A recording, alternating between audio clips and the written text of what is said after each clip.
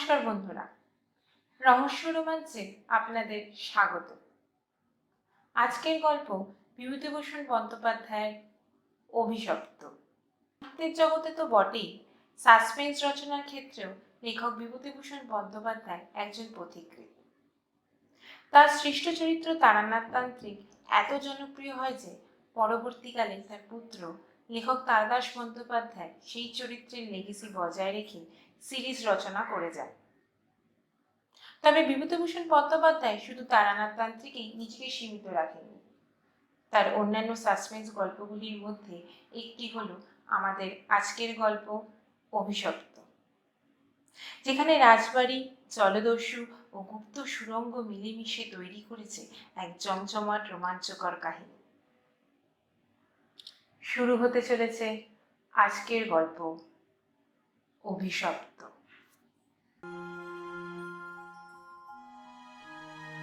আমার জীবনে সে এক অদ্ভুত ব্যাপার সেবার ঘটেছিল। বছর 3 আগেকার কথা। আমাকে বরিশালের ওপারে যেতে হয়েছিল একটা কাজে। এই অঞ্চলের একটা গঞ্জ থেকে বেলা প্রায় 12টার সময় নৌকোয় উঠল। আমার সঙ্গে এক নৌকোয় বরিশালের এক ভদ্রলোক ছিল। গল্পে গুজবে সময় কাটতে লাগলো বেশ। সময়টা পুজোর ঠিক পরে। দিনমানটা মেঘলা মেঘলা কেটে গেল।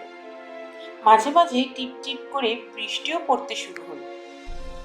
সন্ধ্যার কিছু আগে কিন্তু আকাশটা অল্প পরিষ্কার হয়ে গেল। ভাঙা ভাঙা মেঘের মধ্যে দিয়ে চতুর্দশীর চাঁদের আলো অল্প অল্প প্রকাশ হলো। সন্ধ্যা হবার সঙ্গে সঙ্গে আমরা বড় নদী ছেড়ে একটা খালে পড়ল। শোনা গেল খালটা এখান থেকে আরম্ভ হয়ে নোয়াখালীর উত্তর দিকে একেবারে মেঘনায় মিশেছে। পূর্ববঙ্গে সেই আমার নতুন যাওয়া। চোখে কেমন সব একটু নতুন নতুন ঠেকতে লাগলো। অপরিসর খালের দুধারে বৃষ্টিস্নাত কেয়ার জঙ্গলে মেঘে আধো ঢাকা চতুর্দশীর জ্যোৎস্না চিকমিক করছিল। মাঝে মাঝে নদীর ধারে বড় বড় মাঠ, সটি, বেত, ফান গাছের বন জায়গায় জায়গায় খালের জলে ঝুঁকে পড়েছে। বাইরে একটু ঠান্ডা থাকলেও আমি ছইয়ের বাইরে বসে দেখতে দেখতে যাচ্ছি। বরিশালের যে অংশটা সুন্দরবনের কাছাকাছি, ছোট ছোট খাল ও নদী চারিধারে। সমুদ্র খুব দূরে নয়, 10-15 মাইল দক্ষিণ পশ্চিমেই হাতিয়া ও সন্ধ্যি। আর একটু রাত হলো। খালের দুপারের নির্জন জঙ্গল অস্ফুট জ্যোৎস্নায় কেমন যেন অদ্ভুত দেখতে লাগলো। এই অংশের লোকের বসতি একেবারে নেই, শুধু ঘন বন আর জলের ধারে বড় বড় হোগলা গাছ। আমার সঙ্গী বললেন, এত রাতে আর বাইরে থাকবেন না, আসুন ছইয়ের ভেতরে আসুন। এসব জঙ্গলে বুঝলেন না। তারপর তিনি সুন্দরবনের নানা গল্প করতে লাগলেন। তার এক কাকা নাকি ফরেস্ট ডিপার্টমেন্টে কাজ করতেন। তারই লঞ্চে করে তিনি একবার সুন্দরবনের নানা অংশে বেরিয়েছিলেন। সেই সব গল্প আর কি। রাত প্রায় 12টার কাছাকাছি হলো। মাঝি আমাদের নৌকোয় ছিল মোটে একটি। সে বলে উঠল, বাবু একটু এগিয়ে গিয়ে বড় নদী পড়বে, এত রাতে একা সেই নদীতে পাড়ি জমাতে পারবো না, এখানেই নৌকো রাখি। নৌকো সেখানেই বাঁধা হলো। এদিকে বড় বড় গাছের আড়ালে চাঁদ অস্ত গেল। দেখলুম অপ্রশস্ত খালের দুধারে অন্ধকারে ঢাকা ঘন জঙ্গল। চারিদিকে কোনো শব্দ নেই, পতঙ্গগুলো পর্যন্ত চুপ করেছে। সঙ্গীকে বলল, মশাই এই তো সরু খাল, পার থেকে বাঘ লাফিয়ে পড়বে না তো নৌকোর উপর? সঙ্গী বললেন, না পড়লেই আশ্চর্য হব। শুনে অত্যন্ত পুলকে ছইয়ের মধ্যে ঘেঁষে বসল। খানিকটা বসে থাকবার পর সঙ্গী বললেন, আসুন একটু শোয়া যাক। ঘুম তো হবে না, আর ঘুমানো ঠিকও না, আসুন একটু চোখ বুজে থাকি। খানিকটা চুপ করে থাকবার পর সঙ্গীকে ডাকতে গিয়ে দেখি তিনি ঘুমিয়ে পড়েছেন। মাঝিও জেগে আছে বলে মনে হলো না। ভাবলুম, তবে আমি বা কেন মিথ্যে মিথ্যে চোখ চেয়ে চেয়ে থাকব। মহাজনদের পথ ধরবার উদ্যোগ করল। তারপর যা ঘটল সে আমার জীবনের এক অদ্ভুত অভিজ্ঞতা। শুতে যাচ্ছি, হঠাৎ আমার কানে গেল অন্ধকার বন ঝোপের পাশে অনেক দূরে গভীর জঙ্গলের মধ্যে কি যেন কোথায় গ্রামোফোন বাজাচ্ছে। তাড়াতাড়ি উঠে বসল। গ্রামোফোন? এই বনে এত রাত্রে গ্রামোফোন বাজাবে কি? কান পেতে শুনল। গ্রামোফোন না, অন্ধকারে হিজল হিন্দাল গাছগুলো যেখানে ঘন হয়ে আছে সেখান থেকে কারা যেন উচ্চ কণ্ঠে আর্ত করুণ সুরে কি বলছে। খানিকটা শুনে মনে হলো সেটা একাধিক লোকের সমবেত কণ্ঠস্বর। প্রতিবেশীর তেতলার ছাদে গ্রামোফোন বাজলে যেমন খানিকটা স্পষ্ট খানিকটা অস্পষ্ট, অথচ বেশ একটা একটানা সুরের ঢেউ এসে কানে পৌঁছায়, এও অনেকটা সেইভাবে।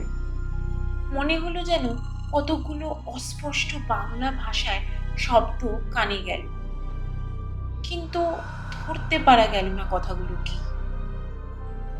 শব্দটা মাত্র মিনিট খানেক স্থায়ী হলো। তারপরই অন্ধকার বনভূমি যেমন নিস্তব্ধ ছিল তেমনি নিস্তব্ধ হয়ে গেল। তাড়াতাড়ি ছইয়ের বাইরে এলো। চারিপাশের অন্ধকার ঝিঙের বিচির মতন কালো। বনভূমি নীরব, শুধু নৌকোর তলায় ভাটার জল কলকল করে বাজছে, আর শেষ রাত্রের বাতাসে জলের ধারে কিয়া ছোপে এক প্রকার অস্পষ্ট শব্দ হচ্ছে। পার থেকে দূরে হিজল গাছের কালো গুড়িগুলোর অন্ধকারে এক অদ্ভুত চেহারা হয়েছে। ভাবলাম সঙ্গীদের ডেকে তুলি। আবার ভাবলুম বেচারীরা ঘুমোচ্ছে, ডেকে কি হবে? তার চেয়ে বরং নিজে জেগে বসে থাকি। দাঁড়িয়ে দাঁড়িয়ে একটা সিগারেট ধরালো।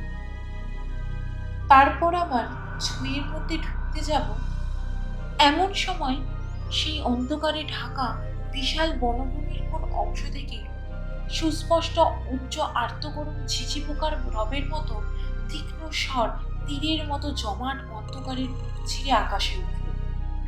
ওগো নৌকা যাত্রীরা, তোমরা কারা যাচ্ছ? আমরা শ্বাস বন্ধ হয়ে মরলাম যে, আমাদের ওঠাও, আমাদের বাঁচাও। নৌকোর মাঝিটা ধর্মর করে জেগে উঠল। আমি সঙ্গীকে ডাকলাম, মশাই, ও মশাই, আরে উঠুন। মাঝি আমার কাছে ঘেঁষে এলো। ভয়ে তার গলার স্বর কাঁপছে। বললে, হে আল্লাহ, শুনতে পেয়েছেন বাবু? আমি ব্যাপারটা বলল। তিনিও তাড়াতাড়ি ছইয়ের বাইরে এলেন। তিনজনে মিলে কান খাড়া করে নিল। চারিদিক আবার চুপ। ভাটির জল নৌকোর তলায় বেঁধে আগের চেয়েও জোরে শব্দ হচ্ছিল। সঙ্গী মাঝিকে জিজ্ঞেস করলেন, এটা কি তবে? মাঝি বললে, হ্যাঁ বাবু, বাইরে কীর্তিপাশের ঘর। সঙ্গী বললেন, তবে তুই এত রাত্রে এখানে নৌকো রাখলি কেন? বেকুব কথাকার। মাঝি বললে, তিনজন আছে বলেই রেখেছিলুম বাবু, ভাটার টানে নৌকো পিছিয়ে দেওয়ার তো জো ছিল না। কথাবার্তার ধরন শুনে সঙ্গীকে বলল, কি মশাই, কি ব্যাপার? আপনি কিছু জানেন নাকি? ভয়ে যত না হোক বিস্ময়ে আমরা কেমন যেন হয়ে গেছি। সঙ্গী বললেন, ওরে, তোর সেই কেরোসিনের ডিবেটা জ্বাল, আলো জেলে বসে থাকা যায়, রাত এখন ঢের। মাঝিকে বলল, তুই শব্দটা শুনতে পেয়েছিলি? সে বললে, আগে হ্যাঁ বাবু, আওয়াজ কানে গিয়েই তো আমার ঘুম ভেঙে গেল। আমি আরো দুবার নৌকো বেয়ে যেতে যেতে ও ডাক শুনেছি। সঙ্গী বললেন, এটা এই অঞ্চলের একটা অদ্ভুত ঘটনা। তবে এই জায়গাটা সুন্দরবনের সীমানায় বলে আর এই অঞ্চলে কোনো লোকালয় নেই বলে শুধু নৌকোর মাঝিদের কাছেই এটা সুপরিচিত। এর পেছনে একটা ইতিহাসও আছে, সেটা অবশ্য নৌকোর মাঝিদের পরিচিত নয়, সেইটা আপনাকে বলি শুনুন।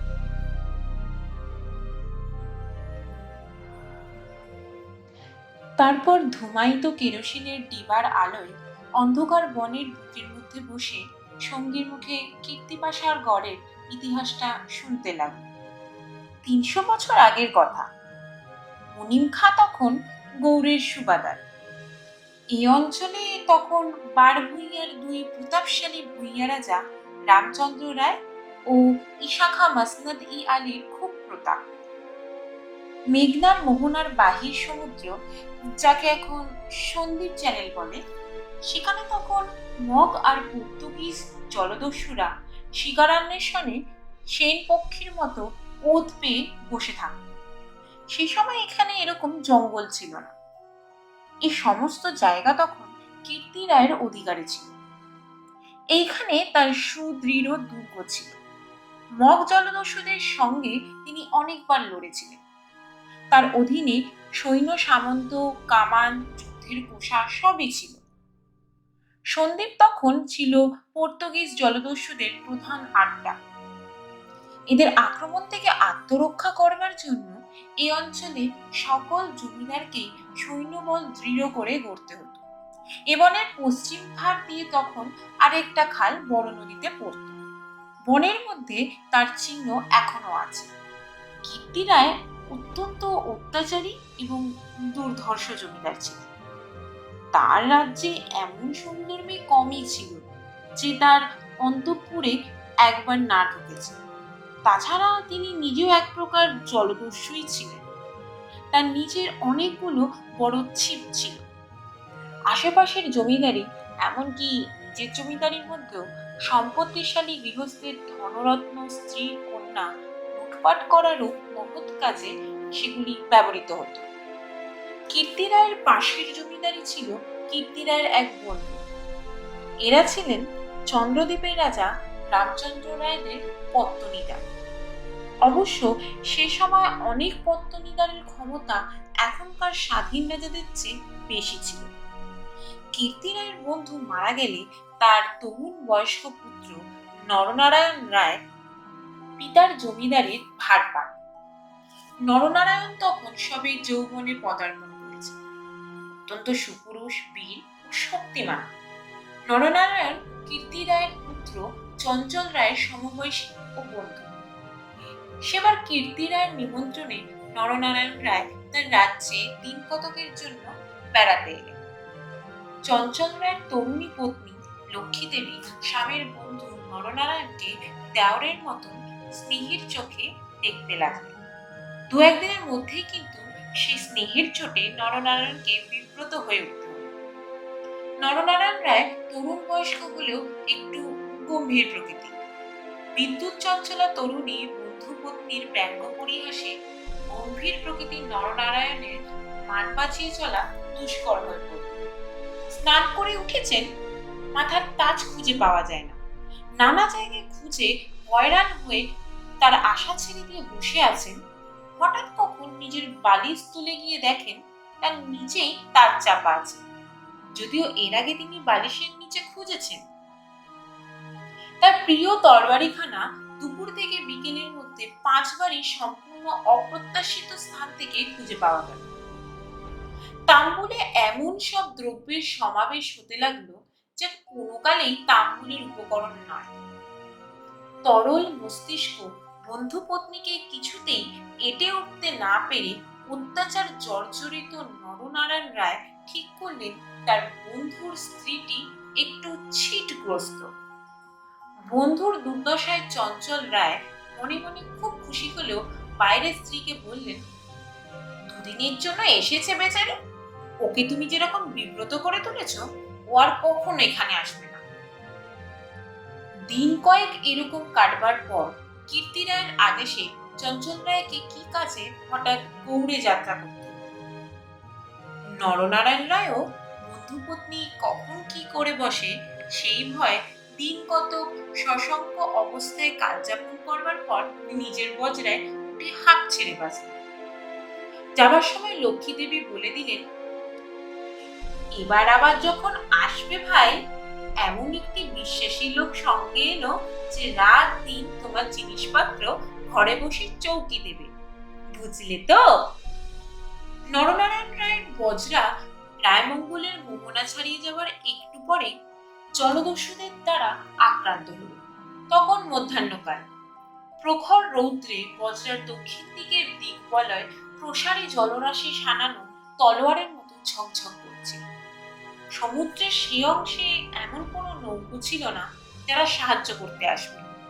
সেটা রায়মঙ্গল আর কালাবদন নদী, সামনেই বার সমুদ্র, সন্দ্বীপ চ্যানেল, জলদস্যুদের প্রধান ঘাট। নরনারায়ণের বজ্রায় রক্ষীরা কেউ হত হলো, কেউ সাংঘাতিক জখম হলো। নিজে নরনারায়ণ দস্যুদের আক্রমণ প্রতিহত করতে গিয়ে পুরোদেশে কিসের খোঁচা খেয়ে সংজ্ঞাশূন্য হয়ে পড়লেন। জ্ঞান হলে দেখতে পেলেন তিনি এক অন্ধকার স্থানে শুয়ে আছেন। তার সামনে কি যেন একটা বড় নক্ষত্রের মতন জ্বলছে। খানিকক্ষণ জোরে চোখের পলক ফেলবার পর তিনি বুঝলেন, যাকে নক্ষত্র বলে মনে হয়েছিল তা প্রকৃতপক্ষে একটি অতি ক্ষুদ্র গবাক্ষ পথে আগত দিবালক। নরনারায়ণ দেখলেন তিনি একটি অন্ধকার কক্ষের আর্দ্র মেঝের উপর শুয়ে আছেন। ঘরের দেওয়ালের স্থানে স্থানে সবুজ শ্যাওলার দল গজিয়েছে। আরো কদিন আর আরো পরাত গেল, কিন্তু কেউ তার জন্য খাদ্য আনল। তিনি বুঝলেন, যারা তাকে এখানে এনেছে তাকে না খেতে দিয়ে মেরে ফেলাই তাদের উদ্দেশ্য। মৃত্যু, সামনে নির্মম মৃত্যু। সে দিনমানও কেটে গেল। আঘাতজনিত ব্যথায় এবং ক্ষুধা তৃষ্ণার অবসন্ন দেহ নরনারায়ণের চোখের সামনে থেকে গবাক্ষ পথের শেষ দিবালোক মিলিয়ে গেল। তিনি অন্ধকার ঘরে পাষাণ শয্যায় ক্ষুধাকাতর দেহ প্রসারিত করে অধীরভাবে মৃত্যুর অপেক্ষা করতে লাগলেন। প্রকৃতির একটা ক্লোরোফর্ম আছে, যন্ত্রণা পেয়ে মরছে এমন প্রাণীকে মৃত্যু যন্ত্রণা থেকে বাঁচাবার জন্য সেটা মুমূর্ষ প্রাণীকে অভিভূত করে। ধীরে ধীরে যেন সেই দয়াময়ী মৃত্যু তন্দ্রায় এসে তাকেও আশ্রয় করল। অনেকক্ষণ পরে, কতক্ষণ পরে তা তিনি বুঝতে পারলেন না, হঠাৎ আলো চোখে লেগে তার তন্দ্রাঘোর কেটে গেল। বিস্মিত নরনারায়ণ চোখ মেলে দেখলেন তার সামনে প্রদীপ হস্তে দাঁড়িয়ে তার বন্ধুপত্নী লক্ষ্মী দেবী। লক্ষ্মী দেবী হাতের প্রদীপটি আঁচল দিয়ে ঢেকে নরনারায়ণকে তার অনুসরণ করতে ইঙ্গিত করল। একবার নরনারায়ণের সন্দেহও হলো, সব স্বপ্ন নয় তো। কিন্তু ওই যে দীপশিখার উজ্জ্বল আলোয় আর্দ্র ভিত্তিগাত্রে সবুজ শ্যাওলার দল স্পষ্ট দেখা যায়। নরনারায়ণ শক্তিমান যুবক, ক্ষুধায় দুর্বল হয়ে পড়লেও নিশ্চিত মৃত্যুর গ্রাস থেকে বাঁচবার উৎসাহে তিনি দৃঢ়পদে অগ্রবর্তিনী ক্ষিপ্রগামিনী বন্ধুপত্নীর পশ্চাৎ পশ্চাৎ চললেন। একটা বক্রগতি পাথরের সিঁড়ি দিয়ে উপরে উঠে একটি দীর্ঘ সুড়ঙ্গ পার হবার পর তিনি দেখলেন যে তারা কীর্তি রায়ের প্রাসাদের সামনের খালধারে এসে পৌঁছেছে। লক্ষ্মী দেবী একটা ছোট বেতে বোনা থলি বার করে তার হাতে দিয়ে বললেন, এতে খাবার আছে, এখানে খেয়ে নাও। তুমি সাঁতার জানো? খাল পার হয়ে ওপারে গিয়ে কিছু খেয়ে নাও, তারপর যত শিগগিরই পারো পালিয়ে যাও। ব্যাপারটা কি? নরনারায়ণ রায় একটু একটু করে বুঝতে পারলেন। তার বিস্তৃত জমিদারি কীর্তি রায়ের জমিদারির পাশেই, এবং তার অবর্তমানে কীর্তি রায় দনুজ মর্দনদেবের বংশধরদের ভবিষ্যৎ পত্তনিতা। অত বড় বিস্তৃত ভূসম্পত্তি সৈন্য সামন্ত কীর্তি রায়ের হাতে এলে তিনি কি আর কিছু গ্রাহ্য করবেন? কীর্তি রায় যে মাথা নিচু করে আছেন তার এই কি কারণ নয় যে তার এক পাশে বাংলা চন্দ্রদ্বীপ, অন্য পাশে ভুলুয়ার প্রতাপশালী ভূঁইয়া রাজা লক্ষণ মাণিক্য? প্রদীপের আলোয় নরনারায়ণ দেখলেন তার বন্ধুপত্নীর মুখে সেই চটুল হাস্যরেখার চিহ্ন, তার মুখখানি সহানুভূতিতে ভরা মাতৃমুখের মতো স্নেহ কোমল হয়ে এসেছে। তাদের চারিপাশে গাঢ় অন্ধকার, মাথার উপর আকাশের মুখ ছিঁড়ে দিগন্ত বিস্তৃত উজ্জ্বল ছায়াপথ। নিকটেই খালের জল জোর ভাটার টানে তীরের বগলা গাছ দিয়ে কলকল শব্দে বড় নদীর দিকে ছুটেছে। নরনারায়ণ আবেগপূর্ণ সুরে জিজ্ঞাসা করলেন, বউ ঠাকুরুন, চঞ্চল কি এর মধ্যে আছে? লক্ষ্মী দেবী বললেন, না ভাই, তিনি কিচ্ছু জানেন না। এসব শ্বশুর ঠাকুরের কীর্তি। এখন আমার মনে হচ্ছে এই জন্যই তাকে অন্য জায়গায় পাঠিয়ে দিয়েছে। গৌড় ঢোর সব মিথ্যে। নরনারায়ণ দেখলেন লজ্জায় দুঃখে তার বন্ধুপত্নীর মুখ বিবর্ণ হয়ে উঠেছে। লক্ষ্মী দেবী আবার বললেন, আমি আজ জানতে পারি খিড়কিগড়ের পাইক সর্দার আমার মা বলে তাকে দিয়ে দুপুর রাতের পাহারা সব সরিয়ে রেখে দিয়েছিলাম। তাই নরনারায়ণ বললেন, বউ ঠাকুরুন, আমার এক বোন ছেলেবেলায় মারা গিয়েছিল। তুমি আমার সেই বোন, আজ আবার ফিরে এলো। লক্ষ্মী দেবীর পদ্মর মতন মুখখানি চোখের জলে ভেসে গেল। একটু ইতস্তত করে বললেন, ভাই, বলতে সাহস পাইনি, তবু একটা কথা বলছি। বোন বলে যদি রাখো? নরনারায়ণ জিজ্ঞাসা করলেন, কি কথা বউ ঠাকুর? লক্ষ্মী দেবী বললেন, তুমি আমার কাছে বলে যাও ভাই যে শ্বশুর ঠাকুরের কোনো অনিষ্ট চিন্তা তুমি করবে না। নরনারায়ণ রায় একটুখানি কি ভাবলেন, তারপর বললেন, তুমি আমার প্রাণ দিলে বউ ঠাকুর, তোমার কাছে বলে যাচ্ছি, তুমি বেঁচে থাকতে আমি তোমার শ্বশুরের কোনো অনিষ্ট চিন্তা করব না। বিদায় নিতে গিয়ে নরনারায়ণ একবার জিজ্ঞাসা করলেন, বউ ঠাকুরন, তুমি ফিরে যেতে পারবে তো? লক্ষ্মী দেবী বললেন, আমি ঠিক যাব। তুমি কিন্তু যত দূর পারো সাঁতরে গিয়ে তারপর ডাঙায় উঠে চলে যেও। নরনারায়ণ রায় সেই ঘন কৃষ্ণ অন্ধকারের মধ্যে নিঃশব্দে খালের জলের পরে মিলিয়ে গেল। লক্ষ্মী দেবীর প্রদীপটা অনেকক্ষণ বাতাসে নিভে গিয়েছিল। তিনি অন্ধকারের মধ্যে শ্বশুরের গড়ের দিকে ফিরলেন। একটু দূরে গিয়েই তিনি দেখতে পেলেন পাশের ছোট খালটায় দুখানা ছিপ মশালের আলোয় সজ্জিত হয়েছে। ভয়ে তার বুকের রক্ত জমে গেল। সর্বনাশ, এরা কি তবে জানতে পেরেছে? দ্রুত পদে অগ্রসর হয়ে গুপ্ত সুড়ঙ্গের মুখে এসে তিনি দেখলেন সুড়ঙ্গের পথ খোলাই আছে। তিনি তাড়াতাড়ি সুড়ঙ্গের মধ্যে ঢুকে পড়লেন। কীর্তিরায় বুঝতেন নিজের হাতের আঙুলও যদি বিষাক্ত হয়ে ওঠে তো তাকে কেটে ফেলাই সমস্ত শরীরের পক্ষে মঙ্গল। পরদিন আবার দিনের আলো ফুটে উঠল, কিন্তু লক্ষ্মী দেবীকে আর কোনোদিন কেউ দেখেনি। রাত্রের হিংস্র অন্ধকার তাকে গ্রাস করে ফেলেছে। নরনারায়ণ রায় নিজের রাজধানীতে উঠে সব শুনলেন। গুপ্ত সুড়ঙ্গের দুধারের মুখ বন্ধ করে কীর্তিরায় তার পুত্রবধূর শ্বাসরোধ করে তাকে হত্যা করেছে। শুনে তিনি চুপ করে রইলেন।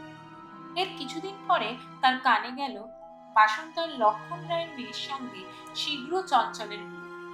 সেদিন রাত্রে চাঁদ উঠলে নিজের প্রাসাদ শিখরে বেড়াতে বেড়াতে চারিদিকে শুভ্র সুন্দর আলোয় সাগরের দিকে দৃষ্টিপাত করে দৃঢ়চিত্ত নরনারায়ণ রায়েরও চোখের পাতা যেন ভিজে উঠল। তার মনে হলো তার অভাগিনী বউ ঠাকুরুনের হৃদয় নিঃসারিত নিষ্পাপ অকলঙ্ক পবিত্র স্নেহের ঢেউয়ে সারা জগৎ ভেসে যাচ্ছে। নরনারায়ণ রায়ের পূর্বপুরুষেরা দুর্ধর্ষ উমাধিকারী দস্যু। হঠাৎ পূর্বপুরুষের সে বর্বর রক্ত নরনারায়ণের ধমনীতে নিচে উঠল। তিনি মনে মনে বললেন, আমার অপমান আমি একরকম ভুলেছিলাম বউ ঠাকুর, কিন্তু তোমার অপমান আমি সহ্য করব না কখনো। কিছুদিন কেটে গেল। তারপর একদিন এক শীতের ভোর রাত্রির কুয়াশা কেটে যাওয়ার সঙ্গে সঙ্গে দেখা গেল কীর্তি রায়ের গড়ের খালের বুক ছিপে সুলুপে জাহাজে ভরে গিয়েছে। তোপের আওয়াজে কীর্তিরায়ের প্রাসাদ দুর্গের ভিত্তি ঘন ঘন কেঁপে উঠতে লাগলো। কীর্তিরায় শুনলেন আক্রমণকারী নরনারায়ণ রায় সঙ্গে দুরন্ত পর্তুগিজ জলদস্যু সিবাস্টিও গঞ্জালেস, উভয়ের সম্মিলিত বহরের 40খানা কোষাখালের মুখে চড়াও হয়েছে। পুরা বহরের বাকি অংশ বাহির নদীতে দাঁড়িয়ে। এই আক্রমণের জন্য কীর্তিরায় প্রস্তুত ছিলেন আগে থেকেই। কেবল প্রস্তুত ছিলেন না নরনারায়ণের সঙ্গে গঞ্জালেসের যোগদানের জন্য। রাজা রামচন্দ্র রায় এবং রাজা লক্ষ্মণ মাণিক্যের সঙ্গে গঞ্জালেসের কয়েক বৎসর ধরে শত্রুতা চলে আসছে। এই অবস্থায় গঞ্জালেস যে তাদের পত্তনিদার নরনারায়ণ রায়ের সঙ্গে যোগ দেবে, এই কীর্তি রায়ের কাছে সম্পূর্ণ অপ্রত্যাশিত ঘটনা। তা হলেও কীর্তি রায়ের গড় থেকেও তথ্য গঞ্জালেস সুদক্ষ নৌবীর। তার পরিচালনে 10খানা শুরু চড়া ঘুরে গড়ের পাশের ছোট খালে ঢুকতে গিয়ে কীর্তি রায়ের নওয়ারার এক অংশ দ্বারা বাধাপ্রাপ্ত হল। গড়ের কামান সেদিকে এত প্রখর যে খালের মুখে দাঁড়িয়ে থাকলে বগর মারা করে। গঞ্জালেস 2খানা কামান বাকি শুধু ছোট খালের মুখে রেখে বাকিগুলো সেখান থেকে ঘুরিয়ে এনে চড়ার পিছনে দাঁড় করালো। গঞ্জালেসের অধীনস্থ অন্যতম জলদস্যু মাইকেল রোজারিও ডি ভেগা এই ছোট বগর খালের মধ্যে ঢুকিয়ে গড়ের পশ্চিম দিক আক্রমণ করবার জন্য আদিষ্ট হল। অতর্কিত আক্রমণে কীর্তি রায়ের নওয়ারা শত্রুবহর কর্তৃক ছিপি আঁটা বোতলের মতো খালের মধ্যে আটকে গেল। পার নদীতে গিয়ে যুদ্ধ দেওয়ার ক্ষমতা তাদের আদৌ রইল না। তবুও তাদের বিক্রমে রোজারিও অনেকক্ষণ পর্যন্ত কিছু করে উঠতে পারলে না। কীর্তি রায়ের নৌবহর দুর্বল ছিল না। কীর্তি রায়ের গড় থেকে পর্তুগিজ জলদস্যুদের আড্ডা সন্ধি খুব দূরে নয়, কাজে কীর্তি রায়ের নৌবহর সুদৃঢ় করে গড়তে হয়েছিল। বৈকালের দিকে রোজারিওর কামানের মুখে গড়ের পশ্চিম দিকটা একেবারে হুমড়ি খেয়ে পড়ে গেল। নরনারায়ণ রায় দেখলেন প্রায় 30খানা কোষা জখম অবস্থায় খালের মুখে পড়ল। কীর্তি রায়ের গড়ের কামানগুলো সব চুপ। নদীর দুপার ঘিরে সন্ধ্যা নেমে এসেছে। ঊর্ধ্বে নিস্তব্ধ নীল আকাশে কেবলমাত্র এক ঝাঁক শকুনি কীর্তি রায়ের গড়ের উপর চক্রাকারে ঘুরছে। হঠাৎ বিজয়োন্মত্ত নরনারায়ণ রায়ের চোখের সম্মুখে বন্ধুপত্নীর বিদায়ের রাতের সন্ধ্যার পদ্মের মতো বিষাদ ভরা নাম মুখখানি, কাতর মিনতিপূর্ণ সেই চোখ দুটি মনে পড়ল। তীব্র অনুশোচনায় তার মন তখনই ভরে উঠল। তিনি করেছেন কি? এইরকম করে কি তিনি তার স্নেহময়ী প্রাণদাত্রীর শেষ অনুরোধ রাখতে এসেছেন? নরনারায়ণ রায় হুকুম জারি করিলেন, কীর্তি রায়ের পরিবারের এক প্রাণীরও যেন প্রাণহানি না। একটু পরেই সংবাদ এলো গড়ের মধ্যে কেউ নেই। নরনারায়ণ রায় বিস্মিত হলেন। তিনি তখনই নিজে গড়ের মধ্যে ঢুকলেন। তিনি এবং গঞ্জালেস গড়ের সমস্ত অংশ তন্ন তন্ন করে খুঁজলেন। দেখলেন সত্যিই কেউ নেই। পর্তুগিজ বহরের লোকেরা গড়ের মধ্যে লুটপাট করতে গিয়ে দেখলেন মূল্যবান দ্রব্যাদি বড় কিছু নেই। পরদিন দ্বীপ্রহর পর্যন্ত লুটপাট চলল। কীর্তি রায়ের পরিবারের এক প্রাণীরও সন্ধান পাওয়া গেল না। অপরাহ্নে কেবলমাত্র 2খানা সুলুক খালের মুখে পাহারা রেখে নরনারায়ণ রায় ফিরে চলে গেল। এই ঘটনার দিন কয়েক পরে পর্তুগিজ জলদস্যুর দল লুটপাট করে চলে গেল। কীর্তি রায়ের এক কর্মচারী গড়ের মধ্যে প্রবেশ করে। আক্রমণের দিন সকালেই এই লোকটি গড় থেকে আরো অনেকের সঙ্গে পালিয়েছে। ঘুরতে ঘুরতে একটা বড় থামের আড়ালে সে দেখতে পেলে একজন আহত মুমূর্ষ লোক তাকে ডেকে কি বলবার চেষ্টা করছে। কাছে গিয়ে তিনি সে লোকটিকে চিনতে পারলেন। লোকটি কীর্তি রায় পরিবারের এক বিশ্বস্ত পুরনো কর্মচারী। তার মৃত্যুকালীন অস্পষ্ট বাক্যে আগন্তুক কর্মচারীটি মোটামুটি যা বুঝতে পারল তাতেই তার কপাল ঘেমে উঠল।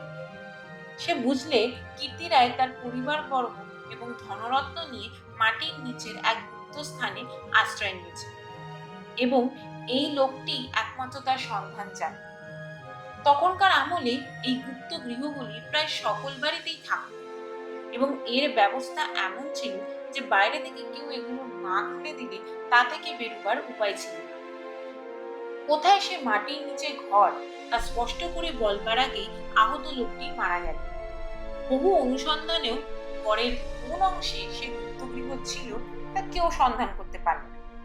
এই রকমে কীর্তি রায় ও তার পরিবারবর্গ অনাহারে তিলে তিলে শ্বাসরুদ্ধ হয়ে গড়ের যে কোন নিভৃত ভূগর্ভস্থ কক্ষে মৃত্যুমুখে পতিত হলেন তার আর কোনো সন্ধানই হল না। সেই বিরাট প্রাসাদ দুর্গের পর্বত প্রমাণ মাটি পাথরের চাপে হতভাগাদের সাদা হাড়গুলো কোন বায়ুশূন্য অন্ধকার ভূকক্ষে তিলে তিলে গুঁড়ো হচ্ছে কেউ তার খবর পর্যন্ত জানে না। ওই ছোট খালটা প্রকৃতপক্ষে সন্দীপ চ্যানেলেরই একটা খাড়ি। খাড়ির ধার থেকে একটুখানি গেলে গভীর অরণ্যের ভিতর কীর্তি রায়ের গড়ের বিশাল ধ্বংসস্তূপ এখনো বর্তমান আছে। খাল থেকে কিছু দূরে অরণ্যের মধ্যে দুই সার প্রাচীন বকুল গাছ দেখা যায়। এখন এই বকুল গাছের সারের মধ্যে দুর্ভেদ্য জঙ্গল আর শুকনো কাটার বন। তখন এখানে রাজপথ ছিল। আর খানিকটা গেলে একটা বড় দিঘি চোখে পড়ল। তারই দক্ষিণে উঁচু ইটের জঙ্গলাবৃত স্তূপে অর্ধপথিত হাঙরমুখ পাথরের কুড়ি ভাঙা থামের অংশ বারভূইয়াদের বাংলা থেকে বর্তমান যুগের আলোয় উঁকি মারছে। এখন সেখানে দিনের বেলায় বড় বড় বাঘের পায়ের থাবার দাগ পড়ে। বগুড়া কেউটে সাপের দল ফনা তুলে ঘুরে বেড়ায়। বহুদিন থেকেই এখানে একটা অদ্ভুত ব্যাপার ঘটে থাকে। দুপুর রাতে গভীর বনভূমি যখন নীরব হয়ে যায়, হিন্দাল হিজল গাছের কালো গুড়িগুলো অন্ধকারে যখন বনের মধ্যে প্রেতের মতো দাঁড়িয়ে থাকে, তখন খাল দিয়ে নৌকো বেয়ে যেতে যেতে মোমমধু সংগ্রাহকেরা কতবার শুনেছে অন্ধকারে বনের এক গভীর অংশ থেকে কারা যেন আর্তস্বরে চিৎকার করছে, ওগো পথযাত্রীরা, ওগো নৌকোযাত্রীরা, আমরা এখানে শ্বাসরুদ্ধ হয়ে মারা গেলাম, দয়া করে আমাদের তোলো, ওগো আমাদের তোলো। ভয় বেশি রাত্রে এ পথে কেউ নৌকো বাইতে চায় না। কেমন লাগলো আপনাদের আজকের গল্প? অবশ্যই জানান কমেন্ট সেকশনের মাধ্যমে। আর যদি আপনাদের নিজস্ব কোনো পছন্দের গল্পের অনুরোধ থাকে তাহলে সেটাও আমাদেরকে জানান। আমরা চেষ্টা করব তা শীঘ্রই আপনাদের কাছে নিবেদন করার। আমরা আবার হাজির হব নতুন রহস্য ও রোমাঞ্চের সাথে। ততদিন ভালো থাকবেন।